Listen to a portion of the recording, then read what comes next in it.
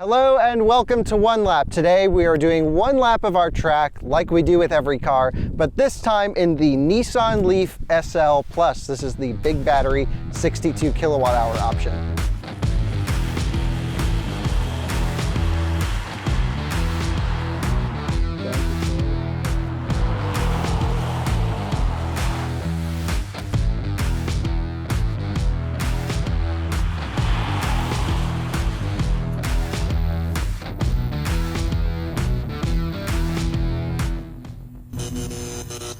So this is, again, the SL Plus, which means it has all the options and the biggest battery. It's a front-wheel drive battery electric vehicle, full EV that we're going to be ripping around the racetrack here. And what credentials does it have for track work? Well, it has a VDC system that we can turn off, so stability control can be disabled. I don't believe it's all the way off, but it'll do a little bit.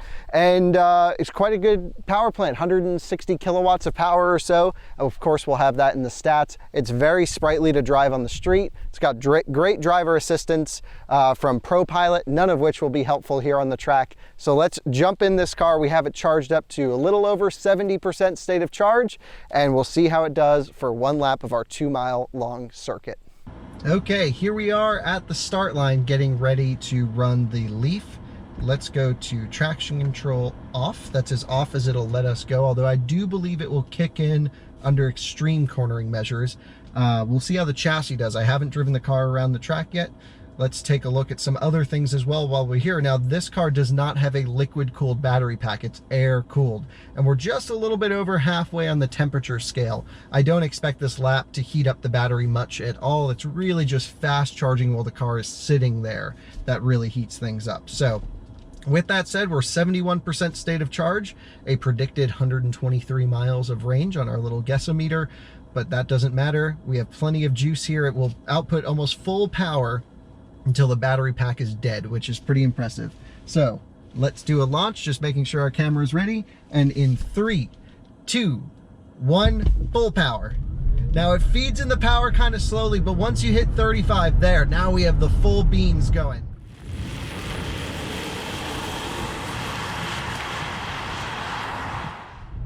60 miles an hour, 65, 70. It's not slow, it's fast once it gets up and moving. And we're gonna lead into the brake pedal. Whoa, the brake pedal feels real spongy. There is no feel or grip in the braking system. Going to start.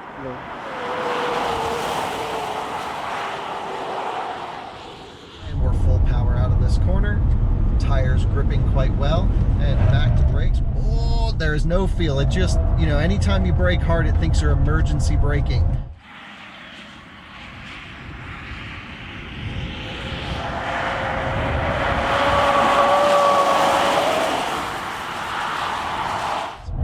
Little eco tires howling away here.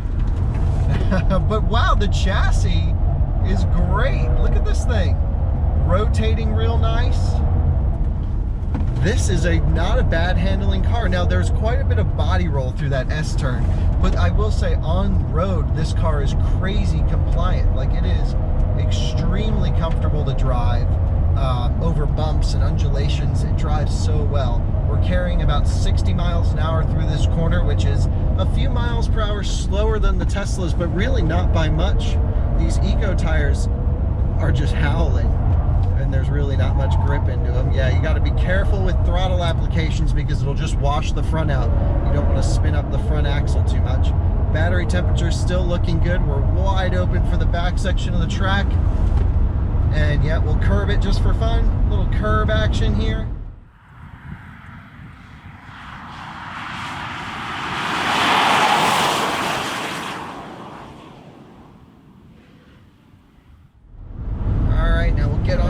Pedal, that ABS braking system, nice lift off oversteer. Front tires are working overtime.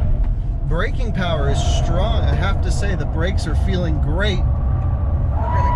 Spinning the inside tire on the way out. It cut power. Traction control was still on, like I said, but stability control really let me have some fun.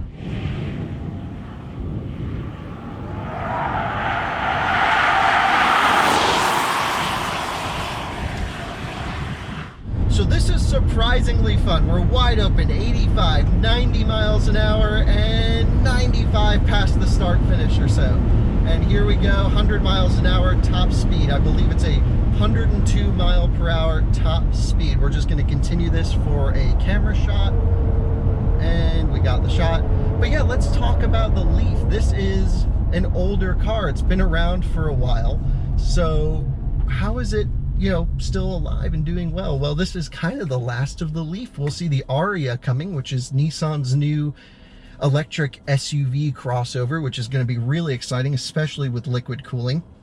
I do want to point out here, you know, on the topic of cooling, the battery temps did climb a little bit, but nowhere near the red. I've had cars like the Mini Cooper SE that thermal throttle on 1 lap. So this car has great thermal longevity for a little bit of fun, a great chassis. It's soft and comfortable, but it's really good. So like if you have to zig through traffic, the Leaf is great. So good performance from the Leaf, I'd say. Nice work, Nissan. It'll be sad to see it go, but also the Aria is just going to be a great replacement. And now it's time to look back and reveal that lap time. Off the line, the Nissan Leaf subtly takes off, but once it hits 35 miles an hour, it accelerates as you would expect a fully electric car to accelerate, hitting nearly 80 miles an hour going into the first turn.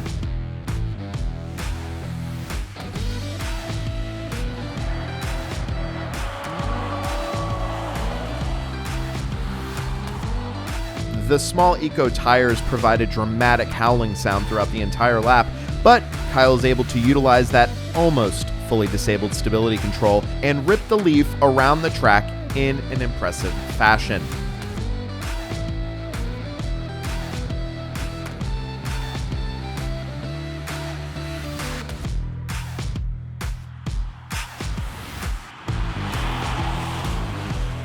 Now, we know you are here to see what that lap time is. Before we do that, we want to encourage you to hit like on this video if you've enjoyed what you've seen thus far, and be sure to subscribe to our channel for a new 1-lap video every week. Now, the Nissan Leaf SL Plus went around the track in 2 minutes and 3 seconds. Not the fastest electric vehicle we've seen around the track, however, it is probably the most dramatic Nissan Leaf video you have seen on YouTube. Be sure to subscribe for more videos, and we will see you next time on 1 Lap.